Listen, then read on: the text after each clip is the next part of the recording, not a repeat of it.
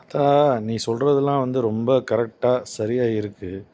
ஆனால் என்ன தான் இருந்தாலும் என்னென்னு கேட்டிங்கன்னா, இந்த சட்டத்தை வந்து மாற்ற முடியாமல் மாற்றுறேன்னு கிட்டத்தட்ட 10 வருஷத்துக்கு மேலே மாற்ற முடியாமல் நம்மலாம் அந்த சட்டத்தில் இருக்க ஓட்டையை யூஸ் பண்ணி நம்ம இந்து மக்கள்லாம் போட்டு அநியாயத்துக்கு சாவடிக்கிறாங்க. அதான் அது எப்படின்னு தான் என்னால் சுத்தமாக முடியல. மதுரையில் இவ்வளோ பெரிய பிரச்சனை ஓடிக்கிட்டு இருக்கு. நம்மளோட திருப்பரங்குன்றத்தில் படையில் சீமான் தமிழ் கடவுள்னு சொல்லி ஊரை ஏமாத்துனது இப்போ எல்லாத்துக்கும் தெரிஞ்சு போச்சு. ஏன்னா சீமானோட மூஞ்சி ஏன் அங்கே காணா.